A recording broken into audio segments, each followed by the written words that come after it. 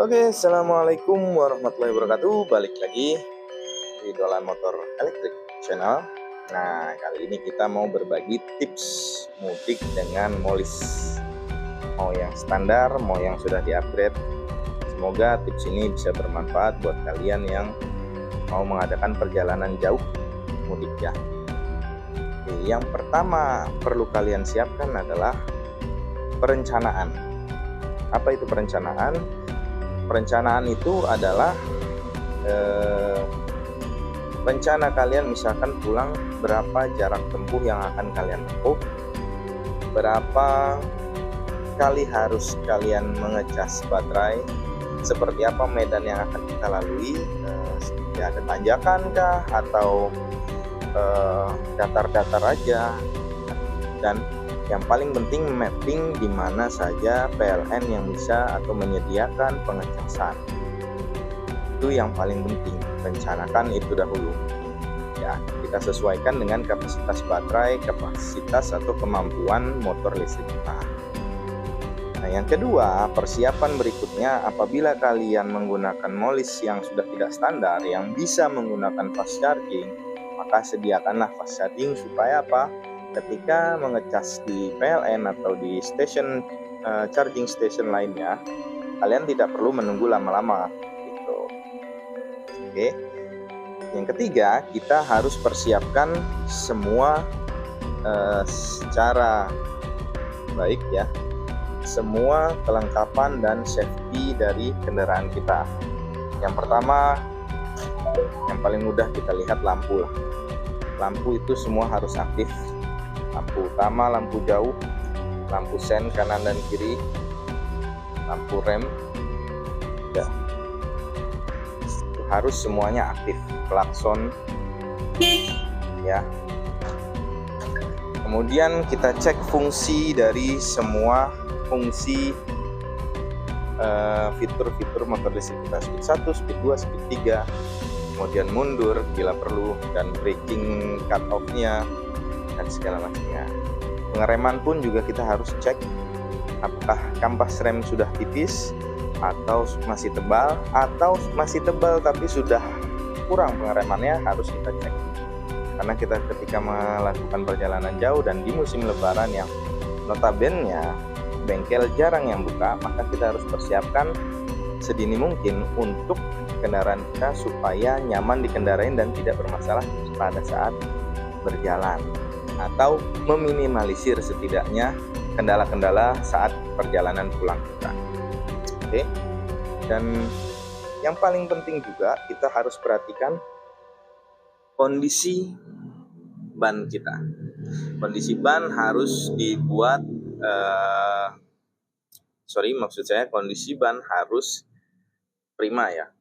Jangan sampai botak, jangan sampai masih ada alurnya seperti ini tapi sudah keras karetnya karena usia. Oke, depan dan belakang. Lebih penting lagi depan ya, karena ini acuan dari kendaraan. Oke. Kemudian yang tidak kalah penting yaitu tekanan ban.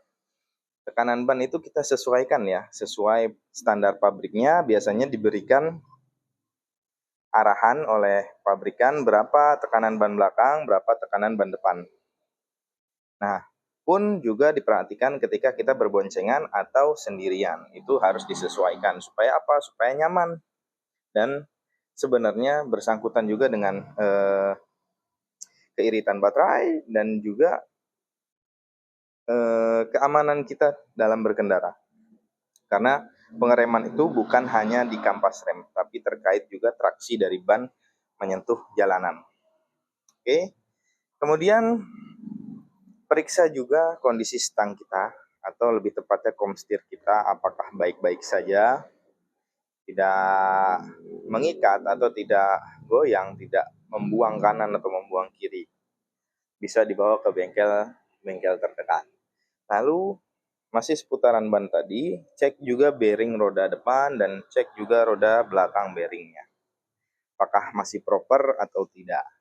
Cek kondisi dinamo, apakah ada hambatan atau lancar seperti ini.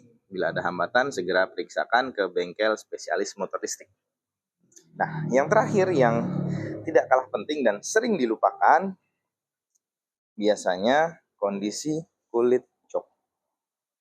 Ya, biasanya sudah mulai keras dan tidak nyaman, sehingga menjadikan kefokusan kita berkendara, kenyamanan kita berkendara jarak jauh itu berkurang, sehingga menimbulkan kehilangan fokus, keresahan di atas motor kita, dan bisa menghilangkan konsentrasi kita dalam berkendara.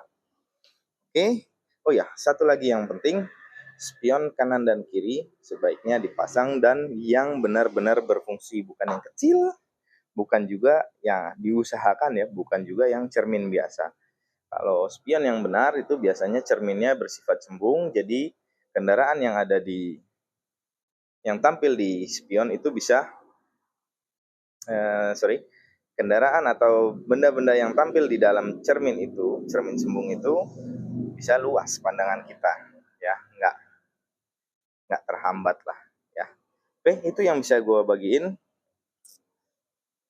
untuk kesempatan kali ini. Kalau ada kurang-kurang boleh tambahin di kolom komentar, apalagi yang perlu kita cek. Oh ya, fungsi speedometer juga ya, jangan lupa. Oke, itu yang bisa gue bagi tipsnya. Jangan lupa sediakan fast charging, mapping dari sekarang titik PLN mana saja yang akan dituju untuk charging station, dan enjoy perjalanan kalian untuk pulang kampung. Assalamualaikum warahmatullahi wabarakatuh.